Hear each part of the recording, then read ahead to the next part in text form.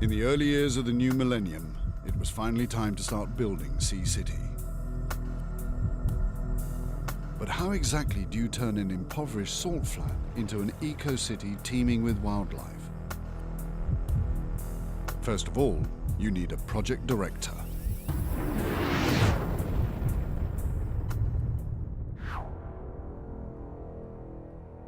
Fundamentally, we've had to create a city from scratch. Basic excavation of all of the channels, the improvement of all of the soils, the formation of all of the beaches, the electricity, the water, the building of the sewage treatment plants, the creation of the roads, footpaths, and all of these activities have had to take place before somebody can actually commence building one of the villas. In a 30-year career, Ian Williams has worked on BBC corporate headquarters, London's Wembley regeneration, and the Saudi Arabian National Museum. But this is his biggest challenge by far. This project is the highlight of my career, and I certainly don't think it can ever be capped. You don't have the opportunity to create a city from scratch. You don't have the opportunity to work with the environment the way that we're working with the environment. So this is the culmination of my career.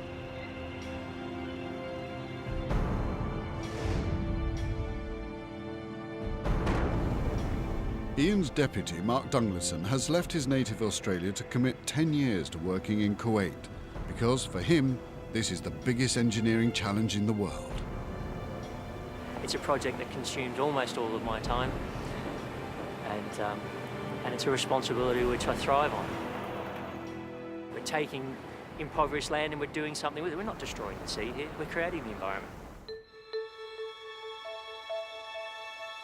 100,000 people will live here eventually, in a city the size of inner London or Manhattan. Most will have direct access to a beach. Work began on the first phase in 2003 and the second in 2005. Both are now flooded with seawater and their extensive infrastructure installed. For the Marzouk family, seeing the area slowly develop from marsh to city is the dream of 2 lifetimes, but also a real leap in the dark. Of course, I would be lying to you if I said I was not worried. You know, it was a gamble in the beginning, and it was a big risk to go to the unknown. Will the market accept us? Will the market understand what we are doing? So far, the market for land in the first 2 phases, called A1 and A2, seems strong. Developers and individual owners have already started to build around the lagoons, making their own mark on Sea City. The design follows 2 existing tidal creeks. The idea is to create an entire city on the banks of man-made lagoons, which will effectively double the length of Kuwait's sandy coastline. Between them, project director Ian Williams and lead consultant Terry Ely shared decades of experience bringing projects from planning to completion.